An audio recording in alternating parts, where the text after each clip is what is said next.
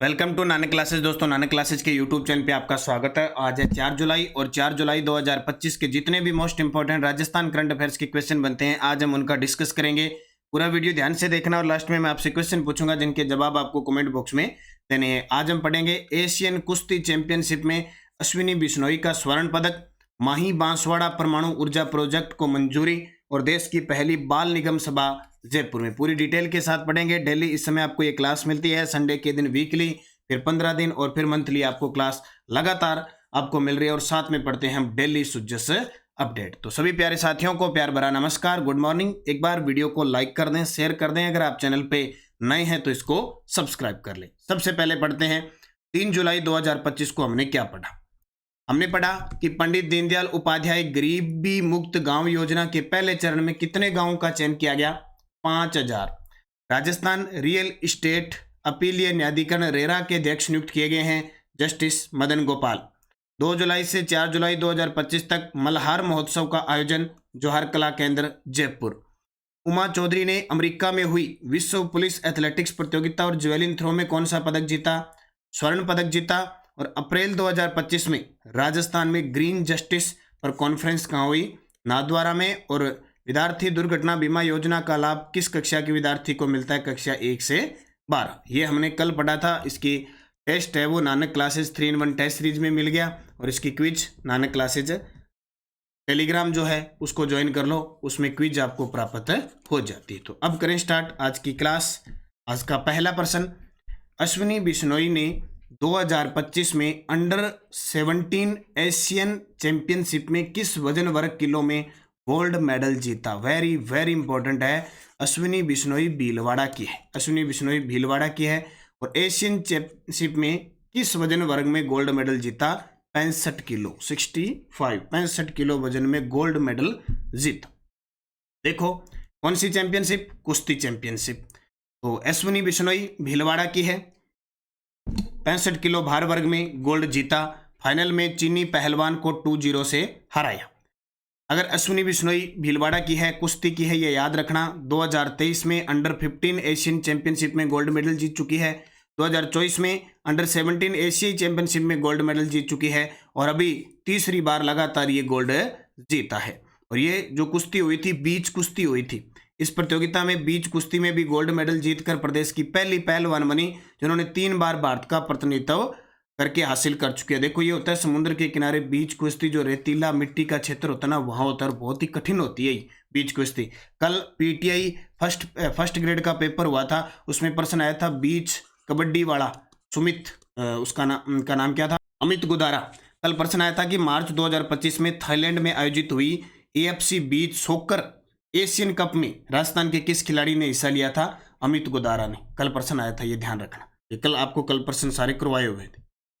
देश की पहली बाल निगम सभा 15 अगस्त को कहाँ आयोजित होगी? देश की पहली बाल निगम सभा 15 अगस्त को कहाँ आयोजित होगी? तो ये होगी जयपुर के अंदर। 15 अगस्त 2025 को जयपुर में आयोजित होगी। विशाखापट्टनम में याद रखना 11वां अंतर्राष्ट्रीय राष्ट्रीय स्तर का अंतर्राष्ट्रीय योग दिवस बनाया गया। माधव टाइगर रिजर्व बना है मध्य प्रदेश का।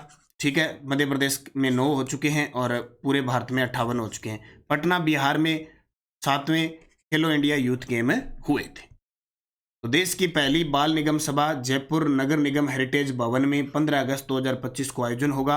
आयोजनकर्ता मुख्य आयोजक जयपुर नगर निगम हेरिटेज विभाग, डिजिटल बाल मेला और फ्यूचर सोसाइटी। आजकल क्या है कि पर्सन का कोई आयोजन वगैरह जितने भी हो रहे हैं ना, उन सब के आयोजन करवाता कौन है, ये प्रश्न आ रहा है। कल पीटीआई आरपीएससी फर्स्ट ग्रेड के पेपर में 4 प्रश्न आए ऐसे कि करवाने से संबंधित या किसी संस्था से संबंधित।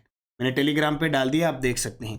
तो देश की पहली बाल निगम सभा जयपुर नगर निगम हेरिटेज भवन में 15 अगस्त 2025 को आयोजित होगी। माही बांसवाड़ा परमाणु ऊर्जा प्रोजेक्ट में कितनी रिएक्टर यूनिट शामिल होगी और उनकी कुल क्षमता क्या होगी? देखो अपने राजस्थान में एकमात्र परमाणु ऊर्जा संयंत्र है राउतबाटा में, दूसरा ये तैयार हो रहा है और लगभग इसको मंजूरी मिल चुकी है, सारा सिस्टम सेट हो चुका है। माही बांसवाड़ा इसका नाम होगा, माही बांसवाड़ा परमाणु ऊर्जा प्रोजेक्ट। इसमें क्या होगी? 4 इकाइयां 700 मेगावाट की होगी। टोटल कितना होगा? 2800 मेगावाट। पूरी डिटेल देखो इसको, माही बांसवाड़ा परमाणु ऊर्जा प्रोजेक्ट, क्योंकि आजकल डिटेल पूरी पढ़नी पड़ेगी तभी क्वेश्चन सही कर पाएंगे। यह प्रस्तावित न्यूक्लियर पावर प्लांट है बांसवाड़ा के नपला गांव के पास या नापला गांव के पास माही नदी के किनारे है।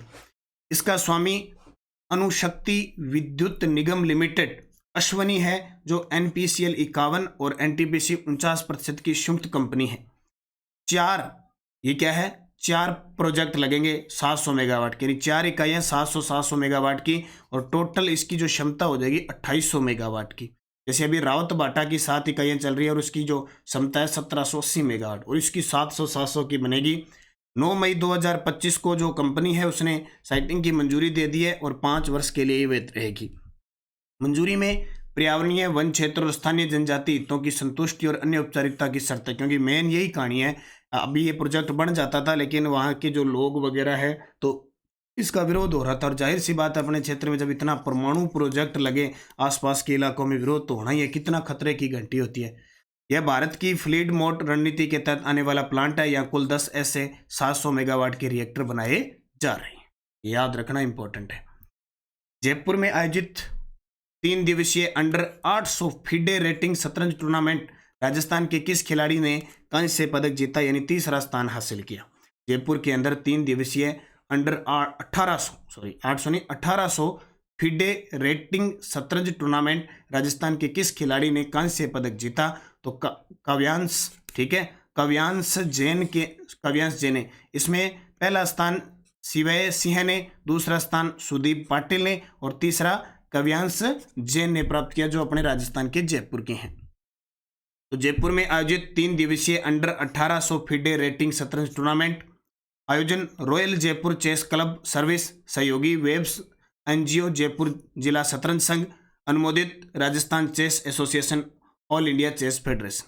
विजेता शिवाय सिंह प्रयागराज के, उप विजेता सुदीप पाटिल महाराष्ट्र के और तीसरे स्थान पर काव्यांश जैन जयपुर के हैं, जिन्हें 9 में से 7.5 अंक मिले।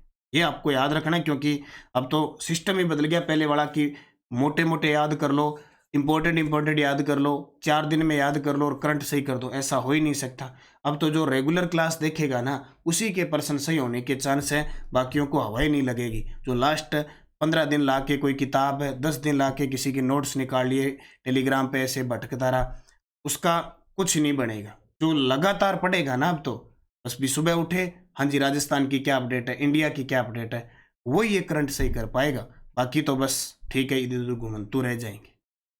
राज्य बजट 2025-26 के अनुसार बावड़ी, खुर्द, फलोदी और भरतपुर में क्रमशः निम्न में से किन 2 नई स्वास्थ्य सुविधाओं की स्थापना की जाएगी। अब बजट के अंदर से उटपटांग प्रश्न एग्जामिनर पूछ रहा है हर प्रकार के। बजट 3 कितना, देखो बजट जब आता है तो सरकार अपने काम के लिए बजट करती है और 200-250 पेज का बजट आता है। उतना तो याद नहीं कर पाते, लेकिन मुख्य कितना ही पढ़ लो। जैसे अपने 100% मुख्य निकाले हुए 100-150, उन्हीं से भी बाहर कोई क्वेश्चन आ जाए, आ सकता है। 100-150 इंपॉर्टेंट है। तो ये देखो, जैसे बावड़ी, खुर्द, फलोदी, भरतपुर में क्रमशः निम्न में से किन 2 स्वास्थ्य सुविधाओं की स्थापना की जाएगी।